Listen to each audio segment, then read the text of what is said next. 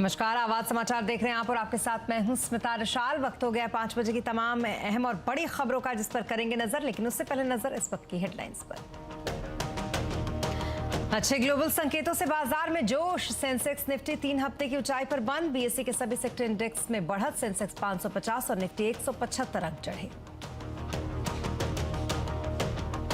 दिवाली से पहले सरकार के किसानों को बड़ी सौगात। सरकार ने रबी फसलों की एमएसपी 3 से 9% बढ़ाई। रोजर बिन्नी बने बीसीसीआई के नए प्रेसिडेंट। जय शाह दोबारा चुने गए सेक्रेटरी। आशीष सोलार बने कोषाध्यक्ष। सौरव गांगुली की बीसीसीआई से विदाई। गुजरात के गांधीनगर में आज से शुरू हुआ एशिया का सबसे बड़ा डिफेंस एक्सपो। 1.25 लाख करोड़ रुपए के निवेश आने की उम्मीद। कल आएंगे पीएम मोदी।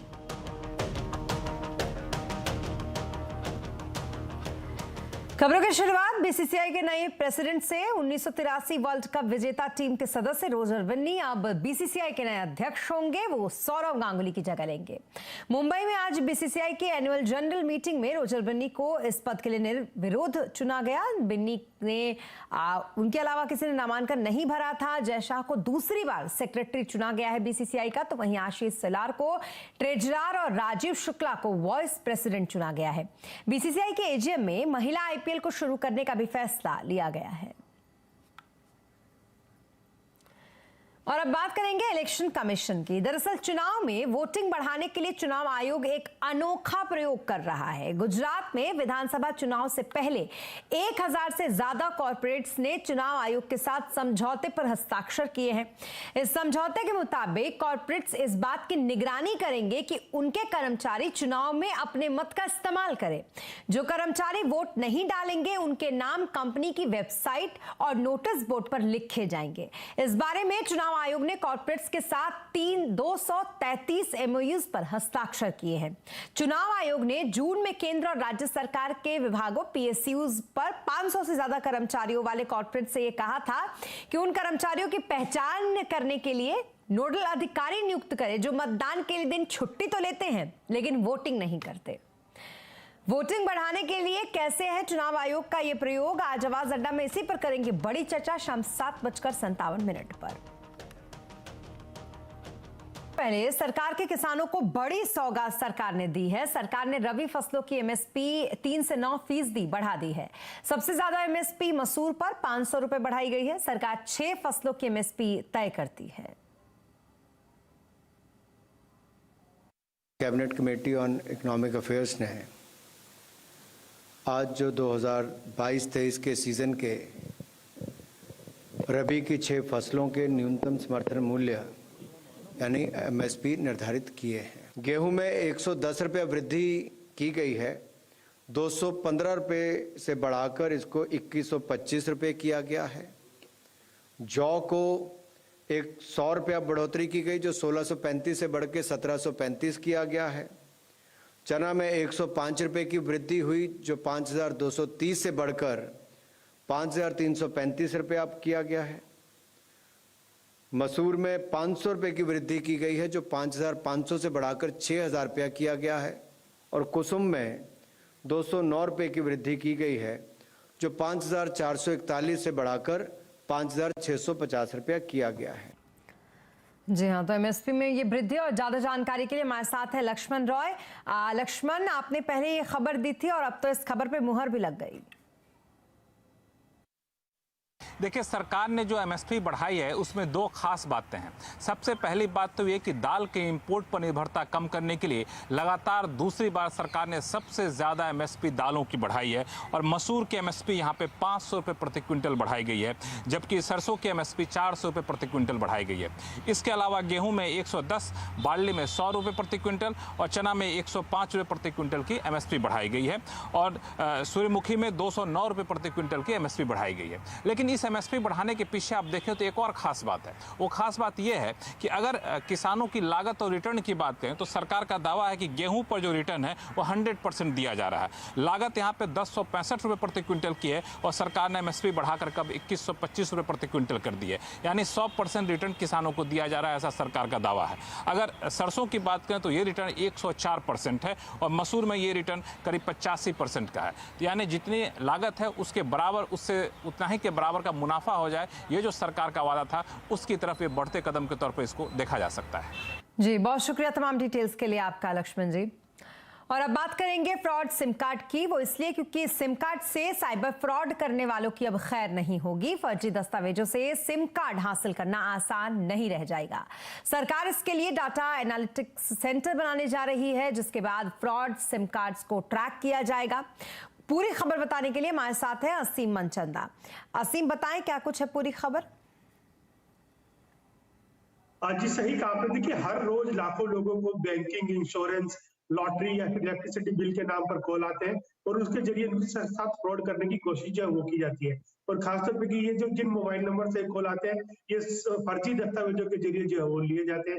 ये सिम जो है एक्टिवेट जो है वो किए जाते हैं और ये कुछ चुनिंदा लोकेशन पर ये सिम जो है एक्टिव होते हैं। देश में कुछ ऐसे ही चुनिंदा इलाके हैं जो कि साइबर फ्रॉड का हब बन करके उभर चुके हैं, जिसमें कि जामताड़ा शामिल है, पुरुलिया शामिल है, मेवात शामिल है, जहां से कि ऑर्गेनाइज तरीके से साइबर क्राइम्स की घटनाओं का अंजाम जो है वो दिया जाता है। तो सरकार इस पर नकेल कसने की तैयारी जो है वो कर रही है। जो मैं सूत्रों के हवाले से जानकारी मिल रही है, जो डिजिटल कम्युनिकेशन कमीशन है उसने एक डाटा एनालिटिक्स सेंटर बनाने को मंजूरी जो है वो दे दी है। ये डाटा एनालिटिक्स सेंटर दूरसंचार विभाग जो है वो बनाएगा। ये उसके बाद डाटा जितने भी सिम कार्ड एक्टिवेट होते हैं उनके डाटा को एनालिसिस जो है वो करेगा। आर्टिफिशियल इंटेलिजेंस के जरिए पता किया जाएगा कि कौन सा सिम कार्ड जो है फर्जी दस्तावेजों के जरिए जो एक्टिवेट हुआ है, कौन सी लोकेशन पर ही ज्यादा से ज्यादा एक जगह पर ही जो है वो रहता है। तो उसके बाद उन सिम कार्ड को डीएक्टिवेट जो है किया जाएगा।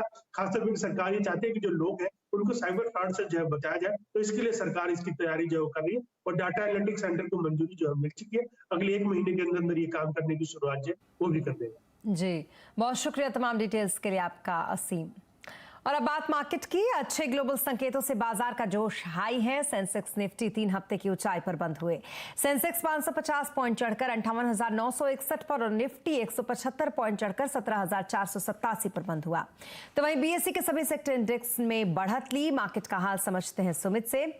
सुमित, बताएं आज के कारोबार में किन सेक्टर्स में तेजी और किन सेक्टर्स में मंदी रही?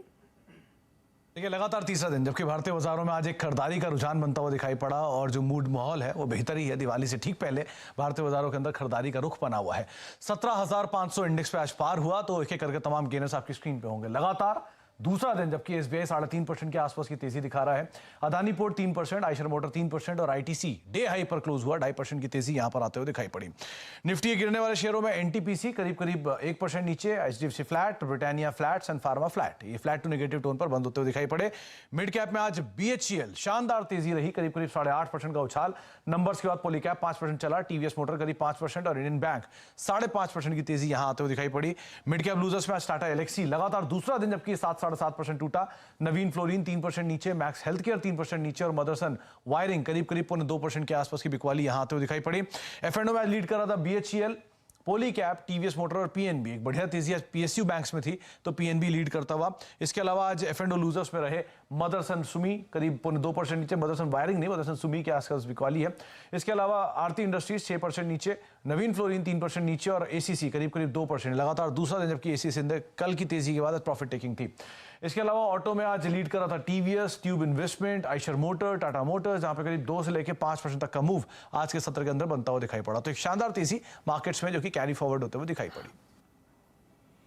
और नीरज वाजपेयी की मार्केट गुरु समीर अरोड़ा के साथ पूरी बातचीत आप देख सकते हैं शाम 7:27 पर।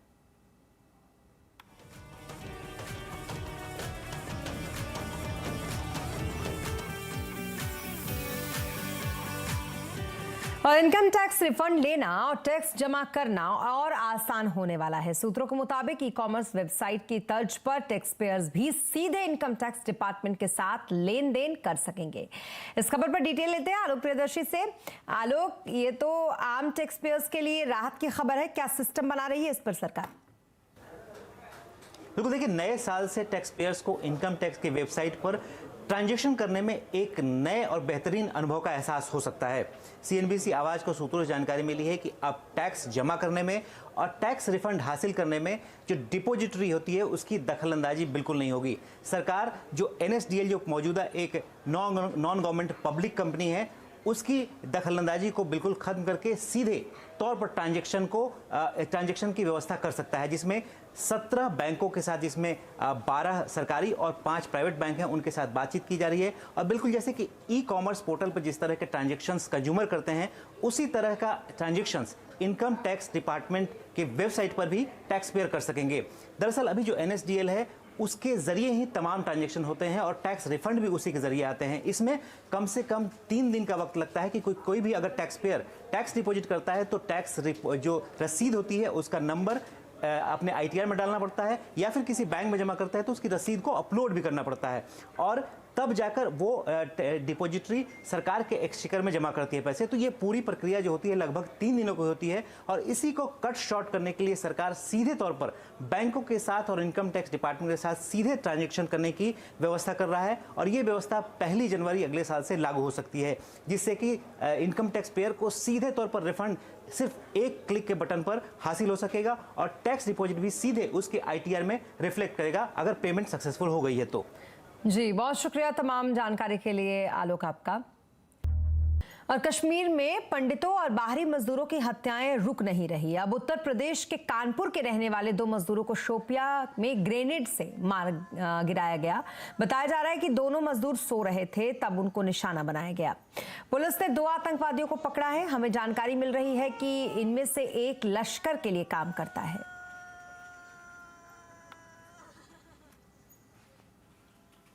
इसके अलावा इस एक्सपो में क्या कुछ खास है, ये बता रहे हैं हमारे संवाददाता केतन जोशी।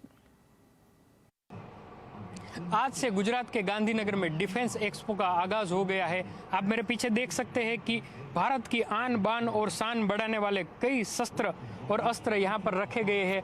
ठीक मेरे सामने आप देख सकते हैं कि HAL के जो लाइट कॉम्बैट हेलीकॉप्टर है, जो अभी संस्करण है और मेड इन इंडिया 100% है, वो हम कह सकते हैं, वो यहाँ पर रखे गए हैं।